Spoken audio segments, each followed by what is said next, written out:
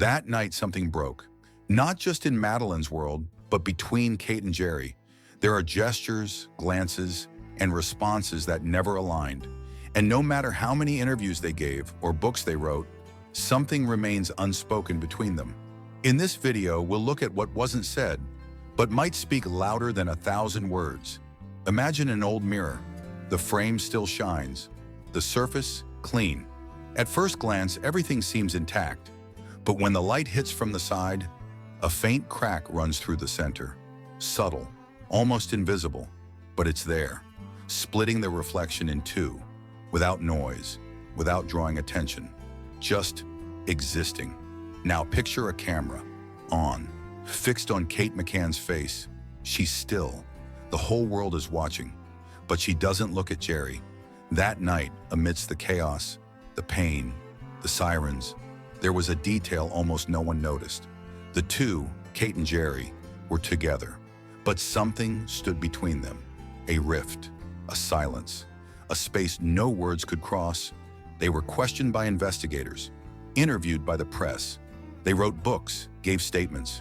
But notice, there was never a single sentence about what happened between them that night. Never a question about it, never an answer. And yet, Kate's gaze would drift. Gerry's tone would shift. Their hands never touched.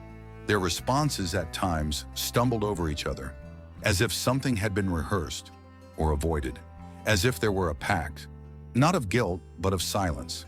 Have you ever noticed this? That gap, that emptiness between two faces that should be shattered but seemed rehearsed? What if that silence is the key? When a child disappears, the world screams. Parents weep, culprits are sought. But there are pains that make no sound, pains that don't cry in front of cameras. They just hide in gestures. What almost no one questioned is simple, not technical, not legal. It's human, personal, emotional. What happened between Kate and Gerry that night? I'm not talking about the police or the press. I'm talking about those hours after it all happened, when there was just a room, a couple, and the cruelest absence in the world. They spoke about Madeline, but did they speak to each other? Maybe that night it wasn't just a child who vanished. Maybe something between them disappeared too. And no one, absolutely no one, ever asked about it. The world heard what they said, but maybe what really matters is what stayed trapped within four walls. And that's where this story begins. If you feel there's something that was never said, this video is for you, because some silences scream. And today, we're going to listen. They had the perfect profile.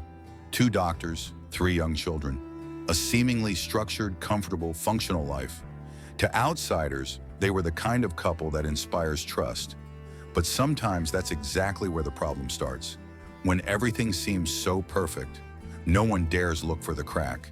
The decision to leave 3 children alone in an apartment wasn't made by one person.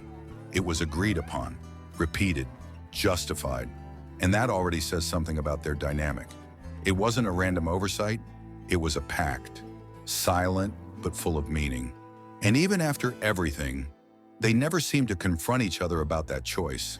There was never a, "Why did you let it happen?" or "Why did we let it happen?" That never came up. Not in statements, not in interviews, not in books. As if part of what happened that night was buried along with the words they couldn't bring themselves to say. Notice how Gerry refers to Kate in public statements. Always in the plural. We felt, we did, we believe. But when Kate speaks, there's a constant effort to seem steady, almost too restrained. She hesitates, avoids, answers with long pauses. And never at any moment does she seem comforted by his presence, nor he by hers. There's also the way they talk about Madeline, always in the past tense, even in the early days, and without visible emotion. It could be shock, it could be trauma, but it could also be something else, a strain that was already there before, and that night it just broke. Have you noticed that in interviews they almost never touch? No hand on the shoulder, no look of support. They're side by side, but emotionally distant. And that distance isn't just a result of the tragedy, it feels prior, as if there was a tension building, one no one saw. After the disappearance, the world came crashing in. Cameras, headlines, voices. The McCann's public image became a shield, and they used it well. Coordinated interviews, flawless press conferences, a polished narrative. But the more polished the surface seemed, the more the crack beneath it clothes. Gerry always kept the same demeanor, restrained, technical, almost clinical. It was as if they were playing the role of devastated parents, but never letting the emotion truly spill out. And maybe it's because they knew that if they did, they wouldn't be able to hold it together. Because behind the pain for their daughter, there was another pain, one no one ever asked about. One that might involve shame, resentment, or something even harder to name. Why, for example, did Kate refuse to answer 48 police questions, all tied to that night? Why did so many answers seem rehearsed, traded, as if they'd been discussed beforehand? There was a constant concern with the narrative, with control, and that in itself says a lot. When someone is in shock, they usually talk too much. They repeat, they contradict themselves, but they didn't. They were precise, rigid, as if they had to uphold a pact, as if breaking that line would reveal something neither they nor anyone could face. And here's where the crack in the mirror appears. The image is there, clear, reflecting exactly what the world expects to see. But if you look closely, the reflection is split. It's not just the pain of loss that weighs, it's what wasn't said between them. It's what still echoes in the silences. Because everyone wanted to know what happened to Madeline, but almost no one dared to ask. What happened between Kate and Gerry that night? And maybe if we listen closely, it's not the statements that hold the clues, but what they can't bring themselves to say when they're in the same room. What's most unsettling isn't what was said, but what was said in the same way. As if everything had been rehearsed. As if, before every interview, they sat in front of the mirror, fixed their hair, practiced their pauses, and agreed not on what to say, but on what could never slip out. The contradictions started showing in small things.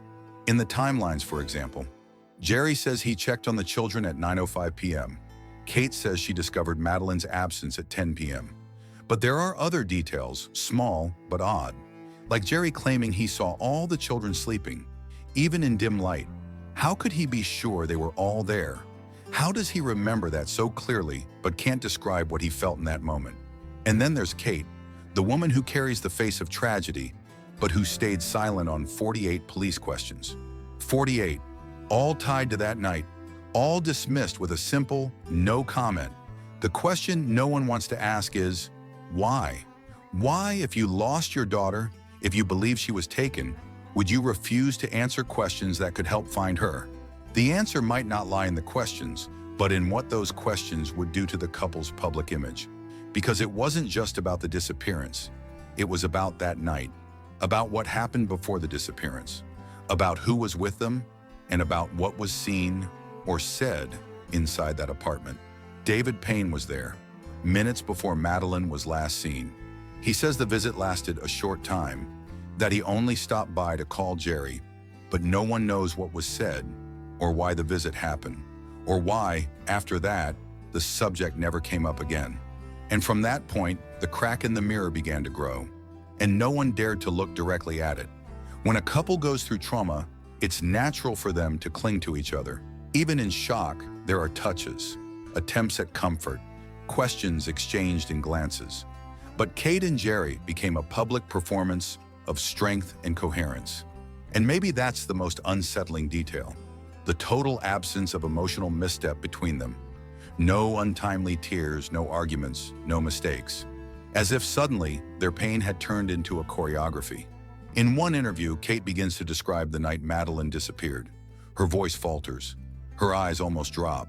But mid-sentence, Gerry interrupts, shifts the focus, redirects the narrative. She accepts it in silence and returns to her pose. In that gesture lies the pact, unspoken, unwritten, but present. It's not that one is protecting the other, it's that both are protecting something that happened between them, something that, if named, could unravel everything.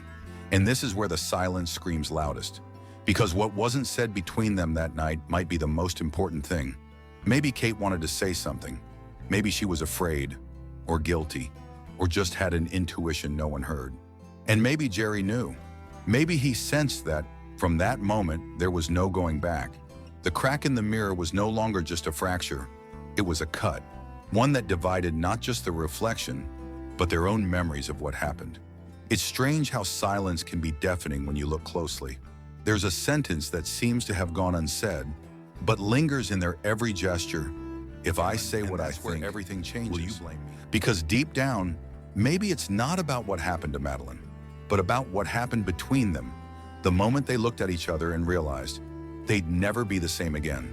And what if what the world is searching for isn't in the statements, but in that first exchange of glances, after the door was opened and the bed was empty? There was a moment when everyone looked at the same place, the bedroom door, but no one dared to look at what was right beside it, the space between Kate and Gerry. While the media pressed for images, statements, and timelines, no one asked what happens to a couple after they lose a child and keep speaking the same way, in the same tone. For years, there wasn't a single headline that said, "What happened between them that night?" Because that question veers from the comfortable focus, because it scratches the surface, because it opens the crack. The media never touched that point, maybe because they needed to preserve the image of perfect victims. And perfect victims don't hesitate, don't contradict themselves, don't dodge questions. They feel, they suffer, but always in the right way. The police, who should have gone deeper, also backed off. The most intimate questions were left out of the investigation. The emotional contradictions were ignored, and the only thing that kept being investigated was the outside, as if the truth lived only in broken windows, not in the closed windows within. But the crack was always there, in every interview where they avoid touching, in every sentence where one speaks and the other just watches, in every silence that feels rehearsed, in every restrained gesture. When you pay attention, what's most unsettling isn't what's missing from the investigations. It's what lingers in their gazes. And that's where everything changes. The resolution to this story doesn't come with a confession or a final clue. It comes with the recognition that there's a kind of silence that isn't just the absence of sound, it's a choice, a pact. And that silence between Kate and Gerry speaks louder than any official report. They stayed together, but not like before. The bond that united them became a latch. The mirror between them cracked, and neither seems willing to try to mend it. And maybe they shouldn't, because deep down, what broke that night wasn't just a routine, a trip, a family. What shattered was the intimacy of two people who, to this day, seem to carry different versions of the same pain. Gerry always looks forward, controls, corrects, takes charge of the narrative. Kate, on the other hand, always seems on the edge of something, a sentence left unsaid, a fear that still lives in her body, a guilt with no name. In one of their last interviews together, he speaks. She listens. When they try to wrap up, the reporter asks, "And between you two, how was it to move forward?" The silence that follows lasts just under 3 seconds, but it's long enough to hear what was never said. Maybe the most devastating thing is this. It's not that they don't know what happened, it's that they know, but can't say it, not to each other, much less to the world. And that's where it all comes together. The crack in the mirror was never just a detail, it's the lens. It's what lets you see what no one saw, or what no one wanted to see. Now the question changes. If all this was ignored for so long, how many other truths don't fit in the reflection? Because the mirror that reflects what the world sees also hides what the world refuses to see. The truth sometimes doesn't disappear. It hides in the space between two gazes that can't meet anymore. And maybe now all that's left is the courage to look at what was always there, even if the glass is still cracked. You know what scares me most about this story? It's not the disappearance. It's not the fear of not knowing what happened to Madeline. It's not even the silence of the authorities. What scares me most is the space between Kate and Gerry's eyes, the space where there should be shared pain and there's only distance, where a gesture could have said everything, but was replaced by control, memorized lines, rehearsed responses. Because there are things you don't need to hear to feel. And if you watch this entire video, you felt it. You felt that there's something there. You can't pinpoint it. You can't prove it. But your body reacts, your soul recoils, your stomach tightens. as if some part of you recognizes that kind of emptiness. It's not just any emptiness. It's a crafted silence, an unspoken agreement, a secret so strong that even its protagonists avoid touching it. But now we've touched it, and no matter how much the surface stays the same, there's a crack, small but visible. And once you see it, what really stayed silent that night. And over time, I started to understand that maybe the biggest secret isn't what happened to Madeline, but what happened between Kate and Gerry. That break no one questioned, that absence of reaction, of confrontation, of raw emotion, the lack of questions to each other, as if everything had already been discussed before, or as if there was an agreement to never discuss it again. This isn't a theory, it's a feeling, it's perception. And sometimes what the world calls a lack of proof is just a lack of courage to look into the right eyes. We spent too much time looking at the wrong side of the mirror, the part that reflects what we want to see. But now, the crack has appeared, and through it, you can see what was always there. I don't know about you, but I carry this kind of story with me. Not as a journalist, not as a content creator, but as someone who can't stand the comfort of a well-told lie. I'm driven by everything that was silenced too quickly, with too much effort, with too much poise. And this case is one of the ones that tears me apart the most. Because no matter how many years pass, how many documentaries come out, how many versions circulate, the crack is still there, faint, almost imperceptible, but real. And only those who truly look closely realize it was never about what happened in the room, but about what never happened again between two people. Now, if you've made it this far, I think you understand the weight of this, and more. I think you also feel that these stories need to keep being told. Because while the world chases the next headline, some things still bleed slowly, and someone needs to keep watching. So if this story moved you, if this silent pain found you along the way, the super chat is there. It's not for me, it's for this. It's for the space we're creating to look where no one dared to look before. It's not just support, it's a sign that you saw, you felt, and you won't pretend you didn't. Those who send a super chat here aren't just spectators, they're part of this. And before we wrap up, let me tell you something.